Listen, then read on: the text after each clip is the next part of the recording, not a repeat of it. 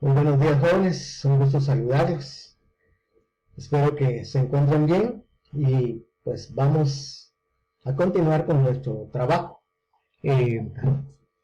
Hoy vamos a desarrollar un tema pues bastante polémico en nuestra sociedad, cuyas consecuencias vivimos hoy en día y que es el conflicto armado interno en Guatemala. Entonces, un gusto y iniciamos. Bueno, entonces vamos a principiar haciendo un poquito de historia. ¿Por qué surgió el conflicto armado interno? Retrocediendo un poquito en la historia, pues recordamos que hemos visto el tema de la revolución de 1944. Pues durante la revolución, pues surgieron dos gobiernos que modernizaron el país, Juan José Arevalo Bermejo y Jacobo Arbenz. Pero concentrémonos más a Jacobo Arbenz. Saben ustedes que Jacobo Arbenz pues, realizó muchas acciones en contra del monopolio o de los monopolios que mantenían a nuestro país en atraso. Mencionamos algunos aspectos como la ley de reforma agraria, la construcción de la carretera al Atlántico, la construcción del puerto Santo Tomás de Castilla, la hidroeléctrica Jurún-Marinalá, etcétera, etcétera, para ver cómo Estados Unidos pues no le pareció este tipo de gobierno y lo acusó de comunista y lo derrocó.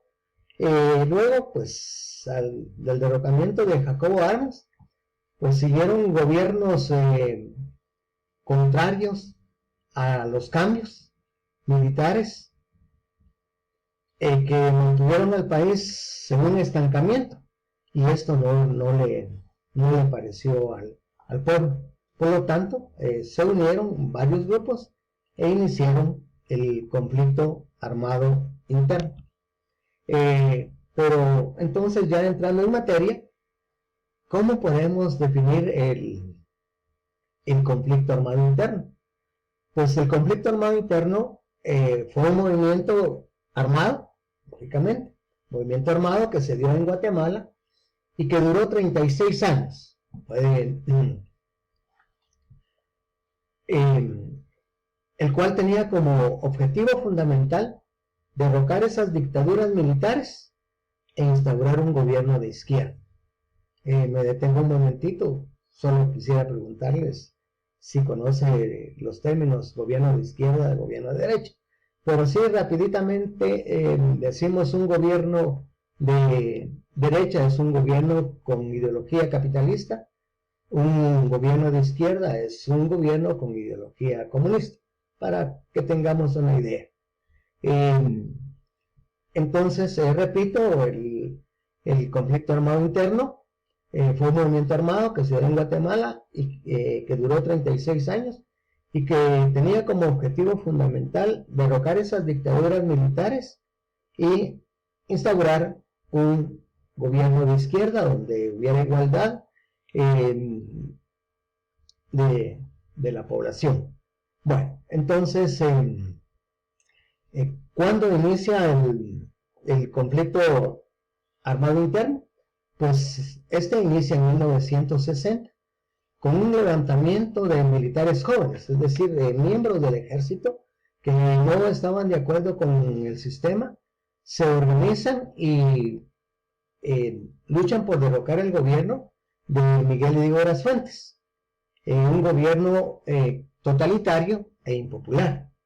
Este movimiento guerrillero pues estuvo encabezado por Marco Antonio León Sosa, Luis Trejo Esquivel y Luis Turcios Lima, 3 militares. Ellos iniciaron sus movimientos en el área rural, pero el ejército y el Estado, estando apoyado por Estados Unidos, tanto con armas como con ejército, logró desarticular esta primera organización, que en un momento se llamó la Logia del Niño Jesús. Logia, eso significa ideas. Fue desarticulado, pero sus integrantes lograron huir y se reorganizaron nuevamente, formando ya el primer grupo guerrero,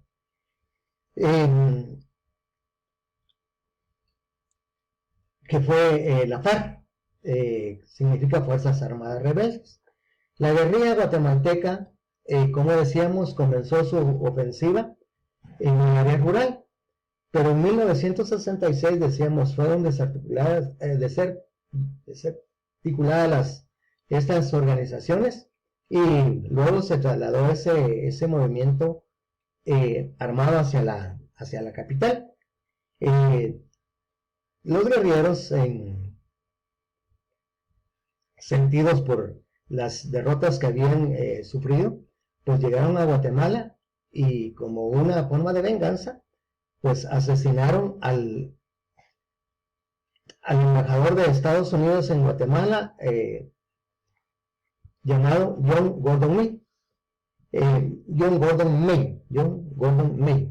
En la década de 1970, el gobierno utilizó todos los recursos en lucha contra la guerrilla, pues contaba, repito, con el apoyo de Estados Unidos.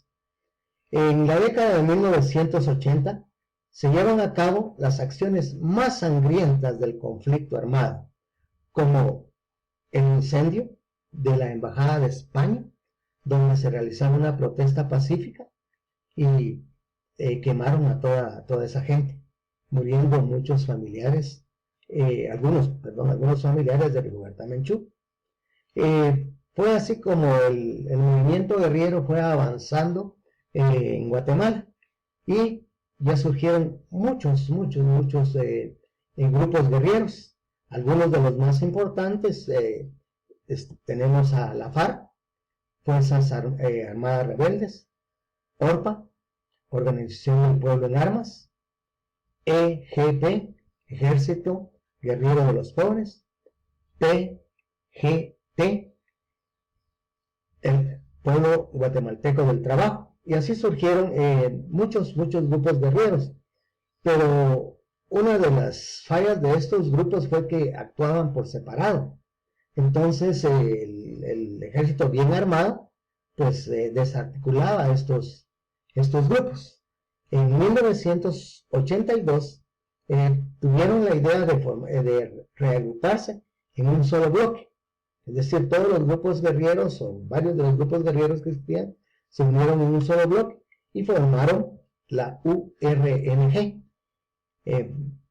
Su nombre es Unidad Revolucionaria Nacional Guatemalteca.